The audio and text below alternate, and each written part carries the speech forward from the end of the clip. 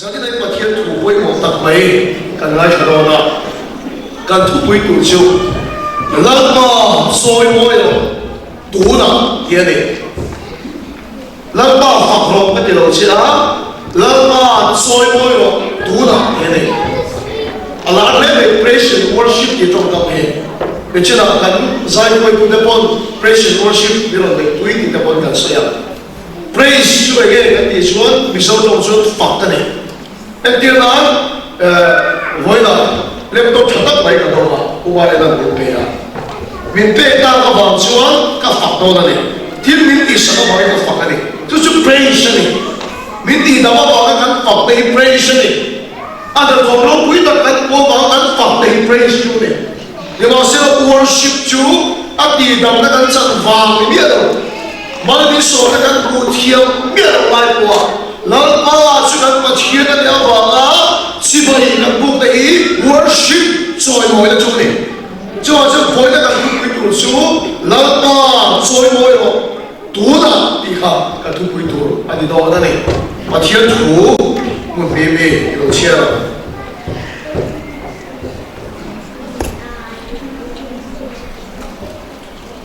ông tụ bao con thì rất vậy cái chuyện nó có cái sau lắm bằng sau con mày làm không cái sau khi YouTube lắm bằng cái lệ tụ tên tụ sao nó trả lỗi thì được chuyện là mà khả năng trong điều cái này thì có cái chiếu thì cũng sổ rồi trang sổ bị mà đi ở trong trang sổ bị lệ bằng cái thế hình cái chuyện là chúng mình sổ sẽ là sheets lắm bằng cái chuyện này đó cái này thì có cái chiếu thì cũng sổ rồi trang sổ bị mà đi ở trong trang sổ bị lệ bằng là phải bù thu là đặc sao ở đây thì mà sẽ không sẽ lấy chiếu sổ cũng đó này cái bộ là lấy xí là cái bị qua mà bộ lại cái này thì xuống anh luôn bộ nó còn hắn sẽ là gì tất cả hiện anh to cái này anh hắn sẽ là to hi anh sẽ em bây giờ anh làm men luôn để bây giờ cần chia ô chú đi xuống bị bùi cái bộ chú tiền công cái bề tuổi anh luôn thọc về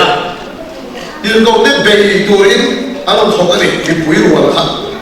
rồi lên tôi đi xuống anh quan để anh phi đi sẽ ra anh thọc nó lên đi sẽ ra đi chú dia ka vuak thuan pe an chia sa kiam dia lo remoi ne ke ba ti tai la mi pui ke ba ni mi pe lo thok chok se ro re tu de chu ram puan ni sa ka vuak thu a pe pok ne tin voi ko ta kan vuak so in ta ni la an khua a ve tu ne la in ta ka ve tu a ti ta o ti ko ta to mai lo ba na sa ta en to soi xe hôm đấy cái tổ về vấn na cái gì mà đấy là ba ông cụ khao khi cái nó là cái vấn đề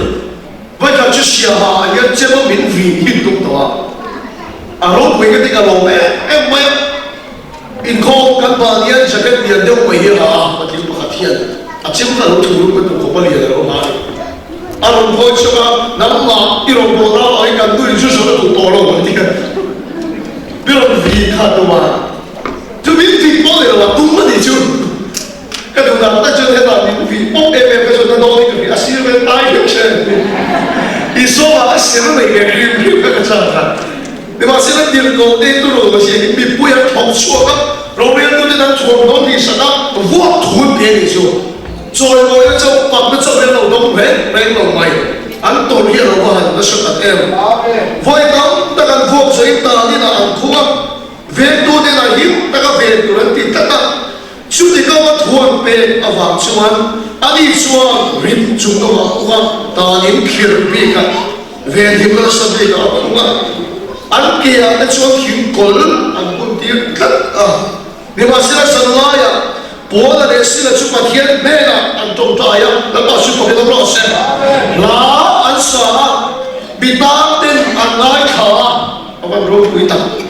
tin thô này cái nào liền nó rất là tin à lâu gì cả chứ thì xuống ta đến lúng phùng để làm cho ăn gì cả ta đến lúng phùng để làm cho gì cả tin có khả dụng suốt ngày hỗn hợp là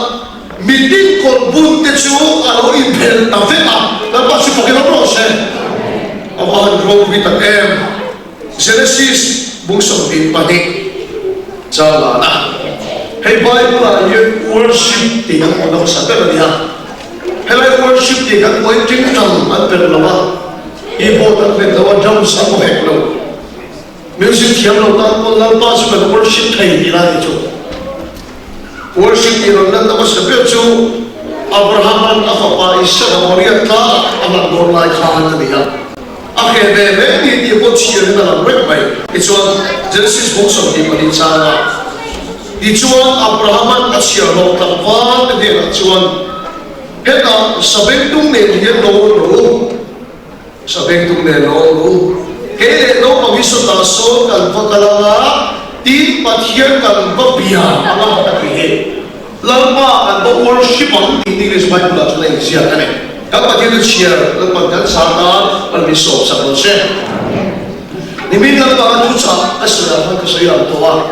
把天白也是人个是你一个水多啊？你们的手把它装在那个bulka上啊，你的跟水多啊？爱多的土跟水的地方哦，你们那爱不穿，爱多的有人爱听每个人，大家准备啊，那挺熟的啊，你的把天白的先啊，刚才说明白多了你一个天里，那把手给他落下，大家看听见装在啊，给个变丑的他。cái thầy nó thất mày à đã có phần trong trai cái này đủ khổng lồ đã có thì cái trong trai chưa mà khi đi biến mày lên số đó thì cái thất mày à đi đã có thì cái trong trai chỉ là đúng hay là cái số đã có giải đồng thì cái trong trai thôi cái này à đã có cái số thì cái tỷ phú sang xuống đi khắp cái trong trai chỉ cái này việc số cái trong trai đấy bây giờ là trước tiên là cái trong trai chỉ cho bắt hiện ô bây giờ cái món chuyện này bắt hiện đầu tiên thì cái sợi á thao mi tập rồi này đâu ấy mà cái một đám tập đi khéo tôi đã một cái chuyện là rồi nó cũng sống giáo sống đi lên mà xảy ra chuyện các bề ra cái chuyện các ô anh hết chuyện cái gì tại sao vậy là các bề ra cái tin thì chuyện ô thì cả cái phố chuyện của nó này lần đó ô thì cái này là cái chuyện cái này tôi chuyện là ai biết mà và khi nó cần hiện lâu khi nó chẳng nghĩ mình biết cái lâu vào nó bằng điều biết à chẳng biết mà hắn chiếu với cả nhà à bà này mình cố ta cái này khám vào cần trong trai kèm vào à bà này cái mình biết khám vào cho bà đi cả nhà mình sau đó sửa ra là nó cũng thôi hết không có gì đâu mà tốt em mày à Christmas anh đi thấy cho tốt tập thế nhỉ à trên chơi rồi có cái đấy có lù ít tiền trên à ít mình thả chiếu cái cái là ai số nó cao ta ai số thì cái xây đồng thì rồi Christmas mà sáng tới tốt ta thì cái thì tốt mấy cái tác cả là chặt thì đúng là nó cái nào nên chặt thì cái phía phía mấy tiền tặng tất là nhiều ăn tốt đấy mấy tiền thì tốt mấy tiền ăn tốt cái chẳng chứ cái này còn cho đây còn mà sáng Christmas sáng tới tốt thật kia nè còn tốt phải chịu bằng cái chuột về tặng cái đâu rồi à sáng hành phép mấy xe là cái số này số mà sao là cái cuộc cái chuột của mình tụi cái chuột phải à cái đồ của nó mà sao vậy mà sao phía bên chủ sao cái thằng chuột à bà cũng cần lại cái đồ chuột cái đồ của này à bà cũng cần lại một cái cái chuột cái đồ cầu ta cái đồ chuột mama boya cái một cái đồ chuột cái đồ cầu này ta chuột ô tắm tập rika ô đồ tắm tập ô đi nuôi cả cái đồ sự cái khiển lắm đó thầy cái đồ sự cái hiểm lắm đó thầy nu đắm tập ô cho đi về thấu để cái tiếng nghe cái tiếng xuân cái đồ này cái chế đủ đó cái tiếng biếc phố à hoàng in ô đắm tập cao là cái đồ ô sự cái hiểm lắm đó này bị bắt hiện này là lên đồ thế này cho anh đi về phố đi cho anh chỉ lu ô đi đắm tập cao là ô làm bao ô cho anh hiểm lắm thầy chị cho sự cái cái đó cái xuân có ô anh hiểm gì làm bao sự cái nó lo sợ in này bắt hiện ô hiểm phố này đi所以现在嘛，可能是现到，把天到天，我也没想过，上天那什么个路情度，啊，你钱都得完的，如果说把天我一天都白天个天都白天个黑啊，让我呀啊法律土地说了，啊嘛那个因波那里啊土土一个天哪不天呢？伊那说个说的一个状态了，说呀土啊嘛那个因波那，干那因说个嘛也啊多你。cái thiên nuôi nó thiên em mà biết cái thiên nó cái thủ cái sợi như cái thiên nuôi ăn khởi xịt mấy mong à sao sự đúng là sao cho mấy trong trai cái việc luôn cái thiên bao nhiêu cái thứ sợi nuôi mua sợi thì ăn tao nó tụt tụt kalau boleh itu tadi dua hari kita tuh masih kalai kan nun ka arial kan kita sangat koya mak tu saya tu kita show masih coba yang dia lu dia kalau tu saya tu prepare kan dia lalu kan lagi apa ni apa ni bo tu kan dia lu cina itu boleh kepada suatu cuni tu yang oleh dia suatu cuni kepada saya sama dengan dia lu kau yang itu kan dia kau kan dia lu ni lalu orang yang afir cina kan semua ini kan di masa kumsum gitu lah dia tu soalnya itu kalau kan calai kan dia nama tanah setakin memang kita ini nama ni misalnya itu coba contohnya itu nuh di dulu kan dah contohnya dari mana dia kita hendak itu kan nuh tapi dia di dulu kan ada apa ni kanva itu kan coba contohnya kita contohnya dari mana kan invalid kan dia kasar dah kan head dia mai ke tu leh masih kan hidup kan patian seperti maya kasumnya kita ramboya kayak main kar kacau itu try kan ramai di dia kalau boleh pada biar dia ada kita mai kita kalau boleh kalau lah cuman kalau mereka boleh bicara ya anta orang pada hilang kalau dia cukup kan punon kan di fakta ni dia masih kan kalau apa sah cuman basketball player kalau cuman kita basketball pada ini game kalau tadi aisyah itu orang boleh pakai kalau dia basketball orang boleh pakai game kalau sih siapa tak kita dapat bingung sekolah ni kita baik hidup yang loh mana itu ada cuman kalian kan di seorang masuk di lama bukan lama supply harian lama yang bingung sekolah bukan itu mau tak cuma bingung dia betul yang kerja mau tak cuma bingung dia kan dia bagi kabai pun main dulu ilah nak buput boga siapa coba tu leh kamu dah kena ni acap cakap dia nak lawan boga itu tuan tuan dia fakir kerana tak full pay kopi itu kalai pasti kaya ini tuan siapa kecu kafir fakir mai walau juga fakir orang kempun job dia boleh fakir lagi dia jadi aku kopi tu dia kaya itu aku kopi aja kau apa itu orang kerja kempun dia kata lain ni aku kau para orang kerja dia cakap orang sekolah pun cakap sekolah aku kata orang lama tak dia kau itu apa ni你说把天狗跟你要网看，他老美国就这个狗跟人家网人不听人的，你谁把他的天啊脑部，你拿个不多钱走出，这边人跟这个天啊，你说到外部呢，就这个给路行过给路，谁把这个天啊，他就有天难的，所有人我也不当心了，俺们那一个路线跟路线，天公里啊，他都不客气了，我就我们那也说该发达的。Kerana jadi khanda jadi makna tu dari mana? Kadang berai serang kacau, serang isu kerau, terang. Ini maksudnya kacau, serang kerau, terang tidak ada lagi. Ni dia tumbe kadang fokus amat. Kadang berai kesak delu ni, kadang siang enggak hilang dengan budaya ni. Orang boleh dia tak main lalu tu kamu. Cuaca mungkin akhir orang kau yang tu memang. Cuaca mungkin也等于说那个屋里，你说那个屋里，一个头一弄那个没有全部是。想听那个想读那所以你也咁被到落去天空啊，跟邊啊？你攞往前那就天空我冇聽到符咯，跟到這個就你東北先。其實那嘢可以另外一個做一個茶，跟上那個草呢，都個俾個小屋呗，你同到講到。咁你上面鬧得你咁皮嗰啲，做幾個旅行做幾多喺度鬧，是多咩事？咁我哋不要做被動嘅行業，你個多啲，你呢邊講被動講，或者你全都咁話錢多啲嘅多咯，因為上那班中大以後話佢跟到佢個發現，加他人，仲喺中大加佢跟佢講啦，有中大不有我哋講佢哋科學啲科啲。Kalau kami pun minum saya pun lui dosia, kalau nak saya kan kira kita cuci kan tolong. Kalau ada siapa minum boleh, jadi saya kan bang kita kan itu kan ni bincang lebih tahu ni.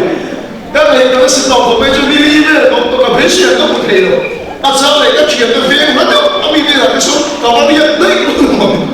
Kalau kan kira kan itu, kami dia tahu ni, kami sẽ mà khi đi buồn này anh mà cụ thể biết ông ấy người chú thôi thu buồn đấy rồi cái nó cho cả chia không mà sẽ đâu rồi cái này rồi cả bài buồn chỉ đâu cái nó cả chia vậy các tù lâu đâu các bài buồn cái chia nem phải em mấy người chú các bạn chia nem tận em một cái khác cả không có thể rồi đâu khác vì hình biết cũng đóng một bốc xí rồi các bạn buồn cái chia mấy cái chia nem cũng không chia không phải đâu thì nên là sự đâu khác mà sẽ cái chia mấy cái chia mấy đại khám chú bài buồn cái chia bị cái lâu ní số là lâu ta đang nghe đi thật đủ cái chia là cái em đây là mà đi ông cái điều này có cái điều tận dụng như thế là coi hàng em cho nên lúc này cái khó nó ta cái thật đủ cái em lại cho tận dụng lên tụt cái lòng sai chỗ cái này ấy sai thiếu nó tổ khó cái này cái sai thiếu nó sẽ chú cái GP Christian Thái Bồ là coi đủ cái tổ thế nào ấy thì sẽ cái group mà thu mang hiện thì trong group mà coi đủ cái này kan group atau yang solo tu kan pulau ni. Woi tu ni bukan saya ni orang India, oleh dia. Saya cuma kan Malaysia, hak saja. Dengan saya jangan salah, saya kadang rawul tu kan. Kan cili kan leh malam. Apa kan kacian dipuikan muina sah kan cili kut leh. Kacian apa min apa itu tu yang lah. Kan solo lagi kan memang cok tu bah. Solo cok ni kan orang lain. Jangan lihat dulu ke sesuatu lo, biar coba dalam semua sampai apa. Lo masih tu dalam poin desi lo, solo kami boxing. Kan mati, kan macam mana dia? Pego, pergi dia, kalau pego, pergi dia. Kan solo pergi boxing. Kan yang mereka kasai siapa ni, saya ini kan siapa orang, mereka. Jadi macam, rumah tu rumah boxing dia, solo kan siapa? cho bị bùi bùi nó khá chân xí cái đầu bùi về nó tụt khá rồi mỗi đứa sai đầu bùi mấy tụt khá cái mà đầu bùi tụt khá mai cái hiện tại là sai thế này mình tụi ta mới làm cho xong rồi nó đi xuống ấy cái kia một bên tụi speaker nó tụt ra hàng chút hiện tại ship cái đó Israel tổ thế nhưng mà dia cái điều mồ cái dia Israel cái nó bên biểu hiện chỉ là cái sai thiếu đâu cái mà đi với cái sai này khác cái sập chỉ nó Hindi về thôi thì pastor zapetan Israel thì em gặp những cái thì nó thể mà cứ gì mà cái là Israel thì thấy cái mà thì Israel cũng thấy cái mà thì một mà cái lỗ nó bằng sai rồi còn cái sai chỉ lỗ mấy anh này nhưng mà cái sai chứ cái làm cái buổi nó chụp chứ cái làm cái đấy này nghe vì sao nó không có sai tôi là bằng cần cô là cần biết không nên làm cái đó là cái cái là làm cái cái làm nó sai rồi vô cái cái làm đều cho cái buổi áo mà làm cái gì cho nên là làm về tốt mình làm tốt là anh cũng nói cho cái đầu túi không anh thủ cái miệng này cột cà phê đó anh thủ miệng này đâu là hắn há đấy ạ cái gì này các con sẽ cột cà phê đó hắn thủ miệng này đâu há đấy ạ cái gì làm tôi lâu tốt cái miếng bốc xí lâu hơn há đấy ạ cái gì nào hắn tao cũng làm ba đầu cái là khắp bê cái đầu này cái gì kami kalau nak tutup main kalau ni, kalau dia lama, kalau dia mereka kekota, kalau orang, mereka mantap maya. Ketika nak kalau satu tu kan, Krista balik tolak ni kan. Memang ini kan dekor. Kalau orang kia tinggal maya, kan tu itu, kan tu itu lawan dengan ni, lawan dengan tu calo dia. Anak tu pun baik, tapi orang kan cuak betul maya. Anak tu kan baik, orang kan boleh itu. Lalu tu kan kerana dalam saya sosial. Lalu saya juga itu pilih, tapi kan dia tahu sama orang bisa apa dia tak terima orang mampu. Itu ada saya pun apa itu kita ni kita apa kita tahu tu mampu. Macam cakap kita itu, dia cakap kan apa? Kita hati kita sedai kan. Nanti kita kalau konsep itu bernilai dia, kalau orang yang positif kalau apa ni, dan orang kan mungkin positif kalau kau ini betul kan susah deh kalau kita mau orang dia tak suka lagi, lalu lagi dia cuba, ingkau mana tu orang ini supaya ketika kita tak saja kita cakap modal, kan positif cakap tunggal lagi sih, apa kan, zaman itu kata orang tu yang bilang ni dia kaya, kaya ni sebenarnya tu ni kan biasa làm cho cái là cuộc bê ngà cần sai bỏ mặt hiểm đâu cái thì lúc đó cái là nhé em mày nhưng mà sẽ cần luôn khăn lên là cái gì cuộc bê ngà cái sai sẽ nó mà đi thằng cái túi về là em mày cái đi cái sai sẽ là cái vui cái experience này cái mà đi cổ khả năng hết thì tập mấy khả năng kia lên để nó in tổ nó ông chỉ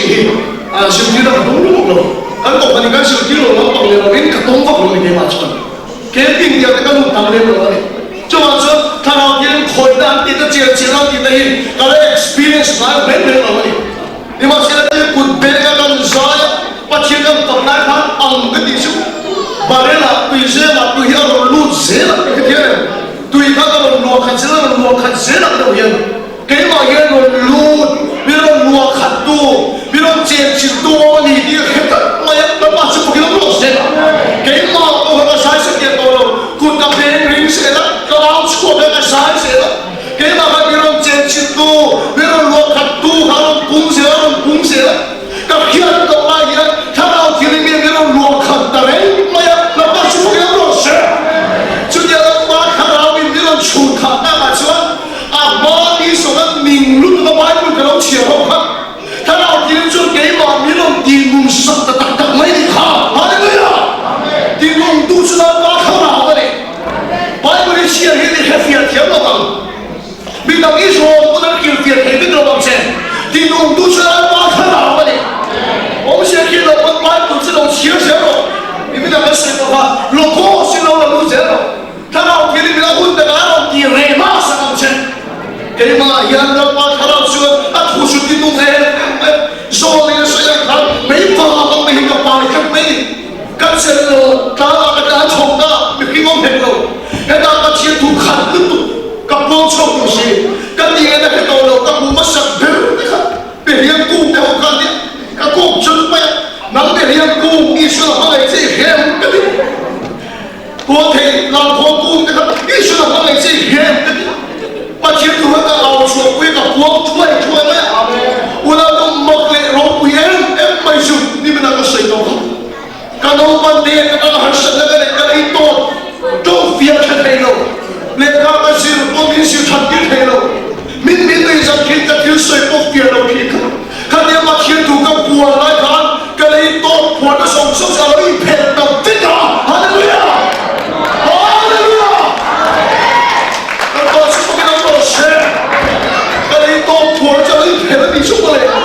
chứ mà chơi nó đang ta hiện thu sấy tụ hiện cái này hiện phải tất nhiên nào thế thôi là hiện ta và thiên thu bùa tay thiên thì thế nào và thiên thu cái bùa tay đầm nào sẽ và cái sự sống là apa cái Zakaria này apa cái sự cái số pan này thế đâu Zakaria itu lupa kan Elizabeth ini kan baca main thôi đang lại vào thiên công bắt đầu lại pha anh này đó dia orang kira ni anh pha bây giờ chân Johan là Isa là dia Johan là số lần ba pe thì là ni cái thiệt là lần ba pe anh đông đông này thì là cắt mày mà sẽ Zakaria chân số lần ba pe cho buông anh lên rồi lần ba pe cho buông anh lên rồi là chân Zakaria cao chút buông lên rồi cắt mấy đi chút rồi chứ mà số lần ba hiện cái một tắc pe chứ là con này đâu số lần ba pe trên cái buồn nó một chút buồn như thế rồi ít buồn nó sẽ là thiếu gì thế đâu mà sẽ lên đâu sẽ và thiên thu cái xây tiền để hiện mô là ba mình pe cái ăn gấu quý đầu chiến tập và thiên thu sao này và thiên thu riêng luôn cái cái đó rồi và sẽ là ba mình pe cả ông ấy cầm buông kề cái kia này là ba mình pe cả ông ấy cầm xây kề anh ấy là ba chục cái đó sẽ cái đồng hồ nó cũng liên quan đến cái việc sinh hoạt và thiên thu cái buổi quyền em bây giờ ba nhà mình pe cái này mình phải chỉ là anh tôi xây một sản cái cho họ lùng thu phèn ya thì ta cái anh biết số các chị này cái mong để mà thiên thu cái công việc mai mong hiểu thì nó ảo xây cái chi phối thì công việc tôi là gì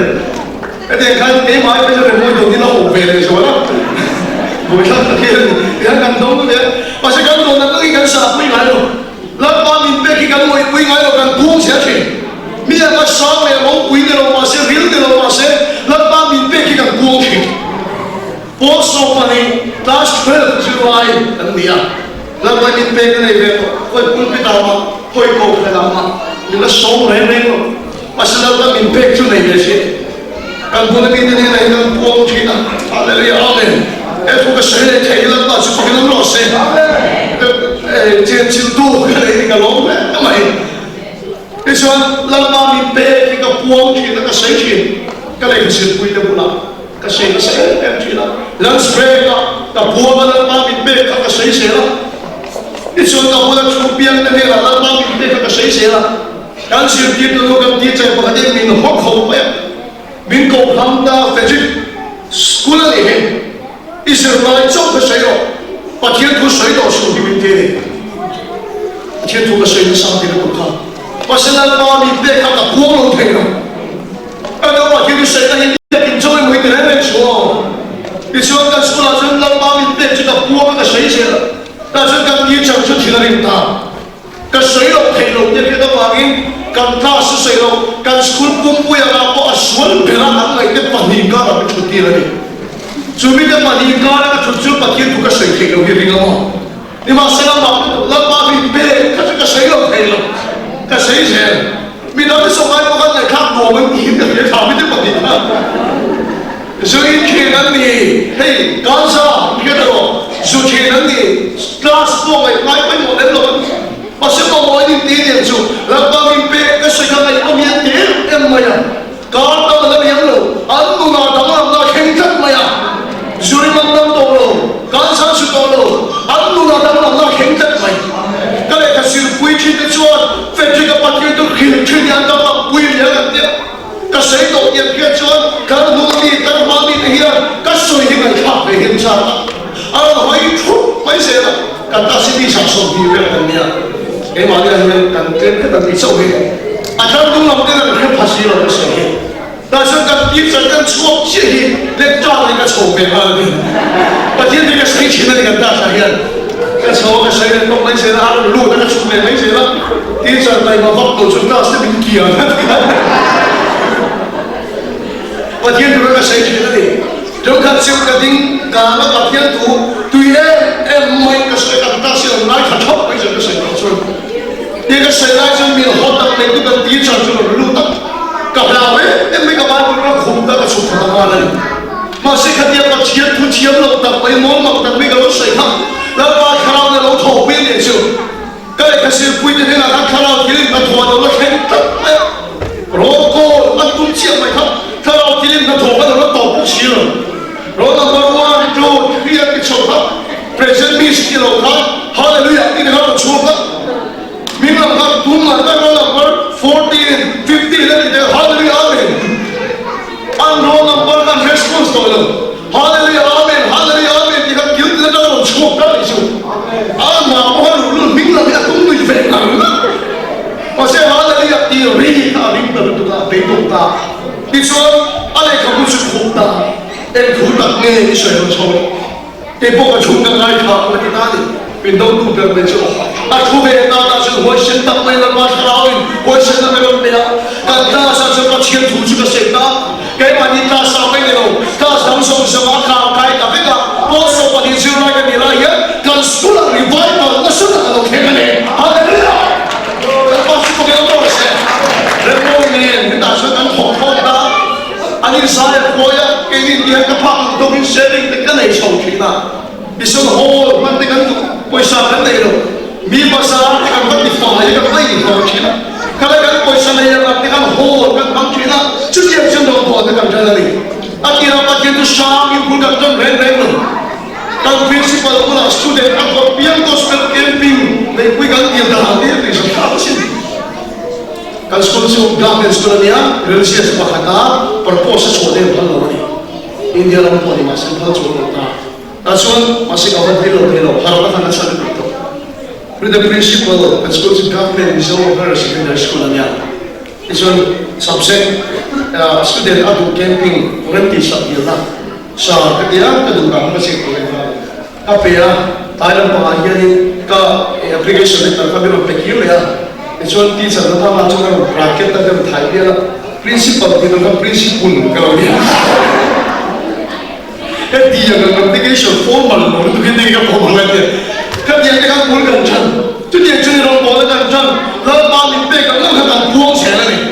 chứ mà thiên thủ mình bê cái lỗ quỳ cái lỗ mày là miếng lệ sáng cái lỗ mày là cái chú sấy cái nó xíu buồn có sấy cái sấy chết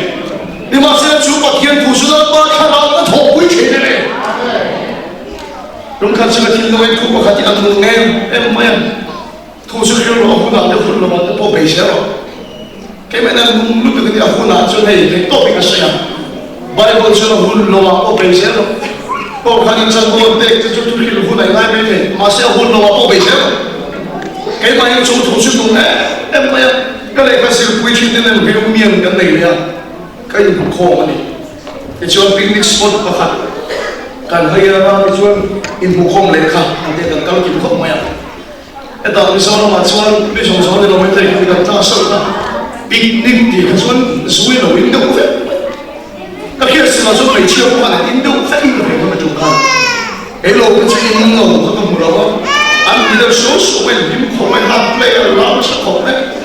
Cái gì đó nói cái mà làm về cũng số thủ chức lỗ là trong lỗ đấy, tin đồn vào lại cái gì, bị cái số đó đi hụt lỗ đấy mày, cho nên là sao làm nó sao có hụt lỗ đấy mày, cái hụt lỗ tất nhiên là cái cả linh đất này, cái số linh đất này cái áo ta, nó cái khom lúc đâu, cái chuyện đó không làm sao, mà thiên thủy cái nó soi lúc nào cái gì à, cái chuyện bao cái gì, về chuyện hụt lỗ thấy lúc cái gì à, cho nên là mình đều hụt lỗ rồi thì lấy chết còn phạm mấy sự là gì cái gì à, hôn lỗ thì lấy chết cái gì à, cái sợi đó thấu thấu cái gì à, mà rồi cái sợi đó chân su hôn này cái làm thủng nó cái gì à, ai ai làm thủng su, thì hắn chọc biết rồi thì hắn đi làm hôn lỗ rồi cái gì à, chứ hôn này hắn chọc biết rồi, anh có cái sợi chứ mùa mà xí đó, anh hôn làm cái gì, anh tận cái sợi mà được, nói thế cái sợi hắn này hắn cái sụp sụp vậy, mà thiên thủ nói thế cái sợi nó sợi cái bao nhiêu, anh ám thì nó sụp sụp đấy.你说土个水，那个西班牙人这个，哎，那时候真的那个书法没骗啊，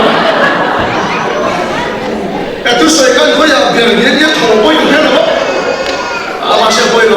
跟地主人跟那个水那个地方，他一个晚上他被我个风给他们给他，而且把他电话风来说的就这样的，他就看你的咯，就我个地方。mà dia tui nó mà picnic spot mà thiên水cái gì mà dia, anh ấy không biết thiệp đâu có tiền đâu tui nó mà dia, thiệp đâu có biết tiền đâu đấy, ô thì cái dia ông chăm sóc sống ta đi, các bạn Hindu là hiền, thiên hiền sẽ biết đó, suy nghĩ sao đó bằng Greenwood Hospital ICU à, nó là doctor ấy sang Indo này, nó là anh đi cái gì cũng chuyện đó, cái số cái đó có coi coi cái bao ruộng mà cái hospital có ta cũng đọc ta cũng chăm cái gì chứ mà cái chuyện không ai tất nhiên đi vào trong tai sắp thì người ta vẫn tiếc cái đấy mấy cái tiếc Greenwood Hospital làm phòng sự cần ta trong tai tôi cái điều gọi là siêu à mình tiền ta cũng phải ta trong tai rồi là tao lấy tôi là gì thì cái tôi này thì chuyện ăn khám ăn chuyện là buồn mà con ăn quay cái số cái nông chất ăn trong này ăn cái cái hồ san ta mà em mấy số kami sana buồn mà đâu không doctor pun akhir việc này ama thiên sinh ở trong số tụ cả tâm thật mày à ICU cho xem à hospital là cái đầu tiên ông đua đi mà khó lệ ta bữa nay cho ni so Christa là lệ chân tâm tua công tua ăn cầu khăn bảo vào lại por voi tôi đi thôi để ta bắt chước cái đó xem ta cái chú cái lần mà tên cầm tay nghe chân tâm cái chú hul lo picnic spot ka pati to sui ka tam khana nei chuwa chu thu chu khilo lo huna ne hun lo ba to pe se lo chuwa chu pati tu kan kuwa ni khil ni ne lo khile lai lo bible ni ke ta va da ka in huwa aron ka le ya ra chui la khile chui la ni kha chu de chu pati tu po khil ni ne lo chu ta khile lai lo chuwa chu pati tu sui lo la ba ka na to pui se la isai thia mo ngai lo hia de la ngai lo la ba na pe ka chi ka po se lo chula ba mi pe ka chi ka po ta se la pa thiam thil ti thil te ma ro thing ta chu mi ni chu lo mai ka mi tu hi ka se lo mo ta hi la ba ka fa ka choi mo ya ma se ka khat so mai om tu ka ni a bo ro po lo ka ti so vi mai bo cha na mon dei si mo tung ka ni ya chan dei ko chan dei si ko va chuan la ba voi ni kham lo ta kin ni phan so ti ro ani to per ni hi ka ti a to ta ya chu lam pang chu lom chho viu mai chu lam pang hi moi lam ta sep sep ne wa lam hoi den ban ta para ka tong trai lo su hi le le lo an tong trai ki kham lom te om ka dim le mo ka lai me ka te lo ban ta ka tong trai lo su hi le kam moi a en ma chung le lo do ka di ka khela ro pui hi su ne mai hi ta ria ataw ka po nei chun ro in an hu ta ta ka chu chai to lo ka dia ka thom mo so so yo in min nan so vet to pa thia ne ka dia chu kham long to om ka dia a kham om ka ti ta le ka mi sa a kham ta moi pa thia na ai ka ti ta wa ni ka tong trai ko ka tong trai pe to lo wa ani de ta kin ka khilam so ka tong trai pe to lo wa tam lu tu kham iyan long le te ka sia ma ti ho ka ti ka long le ka ka dia na cha me te ka ko ka sa ka mo le chi cái trong trai về tổ là một thiết là không có cái tàu này, cho đi ăn lúa tàu à, xếp bao cái chuột lai chuột, áo phơi đi nào này, thao chia lên cái máy làm xe lên tắt hết cái gì à, tùy cái hồ nó chúng khát ăn này, cái nó chúng khát lên cái gì à, cái câu revival cái tiếng là hiện nay này, cái tiếng là in pin là làm cái tiếng là làm với in chú in pin về, với cái tiếng pin là sản xuất,不收你了免费的啦。cái pin mà chỉ pin hòa chẳng chẳng, các cái tàu mấy pin hòa cho thì sạch về cái gì cái pin này thì sạch về cái tắc tắc cho này, ông sẽ là cái lồng lại cái pin không, à cho kiểu lúc tụ công chi cái này lồng này, bây giờ nó mà cho cái mà đi lôi cái cổ phần là phải cho nó, đi cho nên với cái chuyện cổ phần cái đó thì lúc nó lên pin cổ thì lên cái pin, cái khác thì này, phần mà cho cái mà cho thủng lên rồi, sẽ cái nào nó làm được. mặc cái gì em phải suy nghĩ bồi thiên cung bồi chỉ là suy hà nội thiên linh miền xuân khá chắc là mặc cái điều đó thằng hoa là cung bao nhiêu cha sĩ không rồi bồi chắc hà nội thiên linh miền xuân khá cái gì pin tập thấp cái thổ là chỉ là mặc cái thổ cái sẽ cái pin là chỉ bây giờ nó tàu nghe cái pin là ô xí cái đầu đấy cái pin là cái thổ là chỉ thì cái xếp đó anh thổ là nhiều sẽ cái pin là chỉ nó thì ông xí cái đấy lên rồiแต่ก็หมดเช่นก็จะโซ่อิสราเอลก็ต้องตัวพันก็พิจารณาอย่างมิตรเยี่ยมกันนะก็แค่เทียมตาดิสุดแล้วก็ชุบกันรอเสียก็ส่วนสุดมุตาอิโลนี่ก็อันสุดกันว่าปุยปุยอันส่วนอาว่าสุดกันเป็นไทยอาบางทีนี่มันก็เสกก็ปะเทียนแล้วก็ปุยเช่นมีสิลเฟนแล้วก็ชากันได้เดียวฟังเด้มีเลวแล้วก็ชากันได้เดียวฟังเด้แล้วมาก็เห็นกับปุยเช่นولا بالروح بهالصعب دي ام كده لما سلك هلاي لم بويا كان كان تشوتشو بيتو لو كتوم لي شو هو بيتو كبوان بخات هو بيتو بخات ما نهي كده لو ما سلك ما خلا من روح كذا من جنسل كان أباغي يوم نشو جدول لو نجم هالليلا لما من جنسل كذا دي كسونتو but you don't put that chance in anything. Hey, I'm trying to go the boy here. In the more very each hard, you know. She is young, you know. You know, so that the so on, you know. Come out, killing chance in the old put it here. Two chance in the old put it television. In the world, that I had to walk in the room. Money got shut up there, Kohani in car. In the one to eat, in the other drama,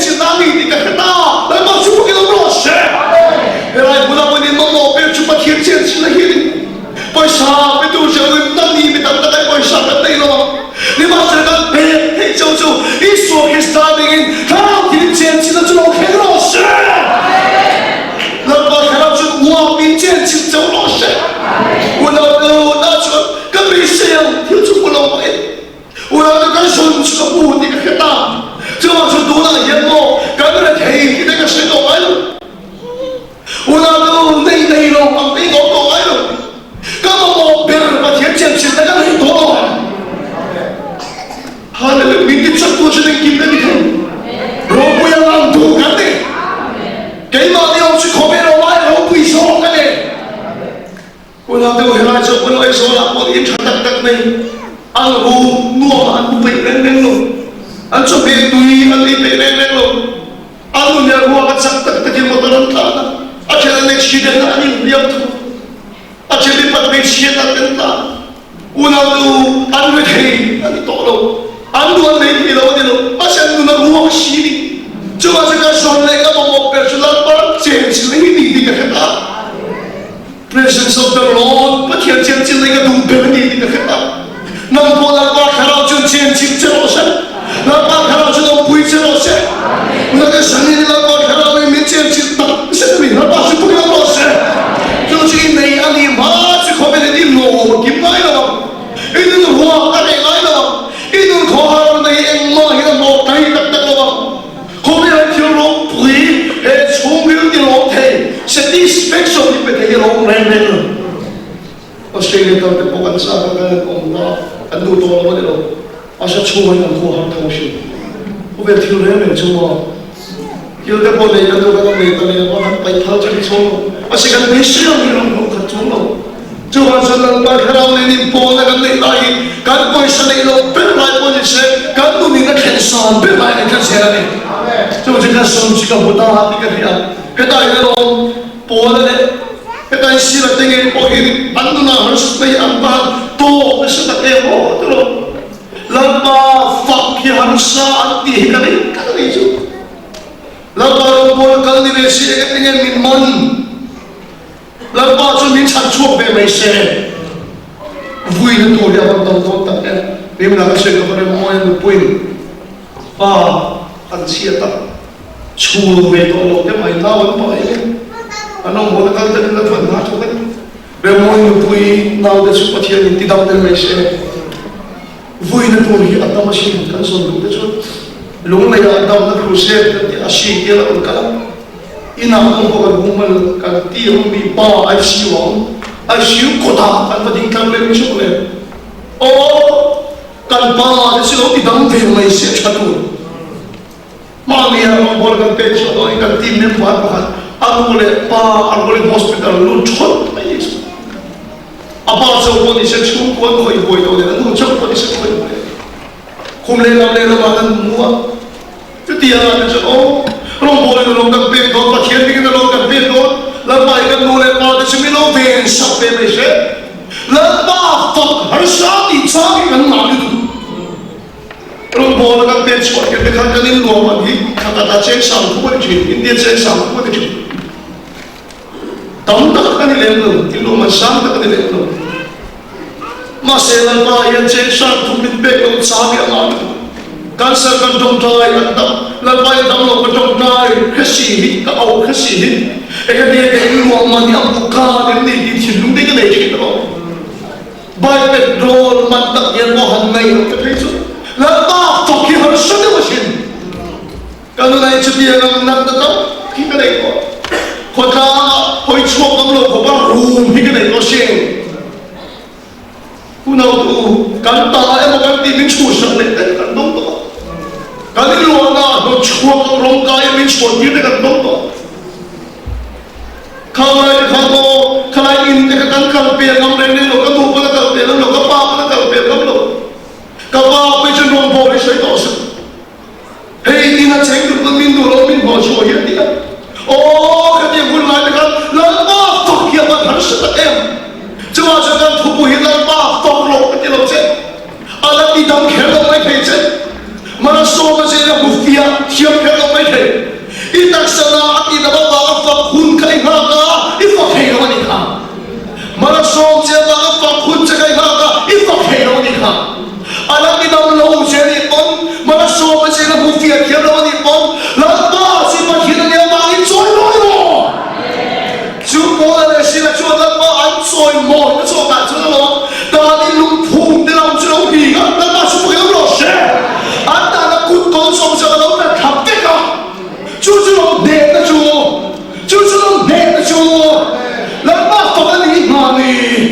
nhưng mà sự lần này là mà phật luôn nó tụi nó chưa xói quá rồi tụi nó anh đi đâm chưa vào cái phật lộ cái tiêu chứ anh chưa tiêu lộ cái tôi là vào cái phật lộ cái tiêu chứ ipakilanya paling siya may bukong